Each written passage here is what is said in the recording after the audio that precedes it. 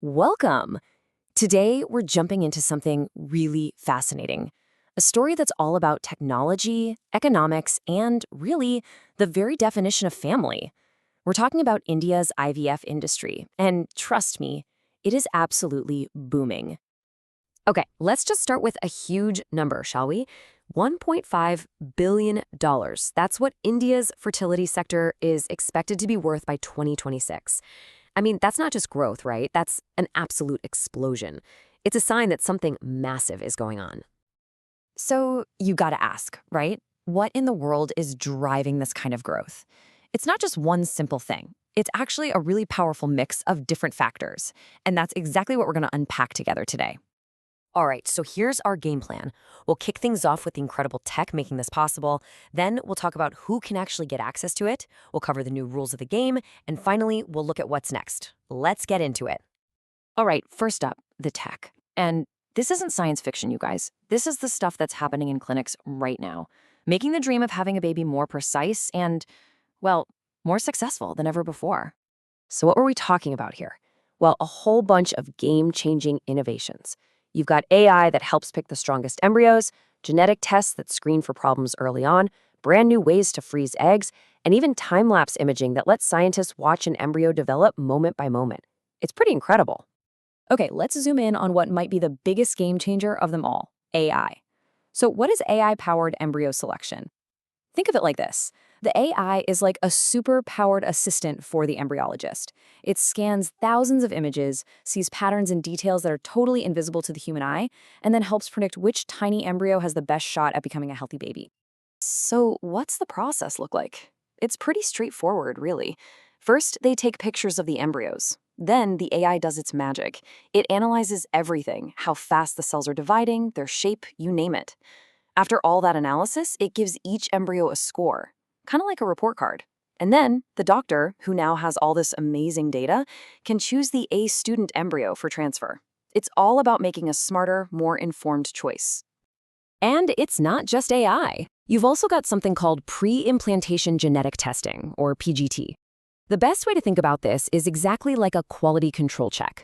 Before an embryo is even considered for transfer, doctors can screen it for genetic issues. This is huge because it can prevent so much potential heartache and really boost the chances of a healthy pregnancy. Okay, so the tech is amazing. But what good is amazing tech if no one can afford it, right? That brings us to our next big piece of the puzzle, access. Let's look at how the barriers to getting this treatment are starting to come down. And this right here, this is a huge part of the story. Just look at these numbers. In India, you're looking at around $3,000 for an IVF cycle. Now, compare that to the US, 15 grand, or the UK at 12 grand. That massive price difference isn't just a small detail. It's one of the main reasons this whole industry is taking off. And what does that price difference actually mean? Well, it means everything. For literally millions of people in India's growing middle class, IVF is no longer some far-off, impossible dream. It's becoming a real, tangible option for starting the family they've always wanted. And hey, it's not just about the lower cost. There's more going on. We're seeing big professional IVF chains pop up in multiple cities. There are new ways to finance the treatment, making payments more manageable. And on top of all that, you've got a growing wave of medical tourism, with people flying in from all over the world for treatment. Now, whenever an industry explodes this quickly, things can get a little messy, a bit like the Wild West. And that's where our next topic comes in, regulation. It's all about bringing some rules to the game to make things safer and more transparent for everybody. This is a great before and after look. Before, you had a lot of unregulated clinics. Donor anonymity was the norm, and there weren't really limits on things like how many embryos could be transferred. But now, with the new ART Act, that's all changing. We're talking a mandatory national registry for clinics, much stricter rules about donor identity, and safety caps on embryo transfers. It's a whole new ballgame. So what's the end goal of all these new rules? It really comes down to one word, trust. It's about making sure that when a patient walks into a clinic, they can feel confident that it's safe, ethical, and transparent. It's about turning a booming industry into a professional one. Okay, so we've got this powerful combination, right? Amazing new tech, more people being able to afford it, and new rules to keep everyone safe. So let's put it all together. What does this actually mean for the future? For the future of the family in India? So let's just recap the big three.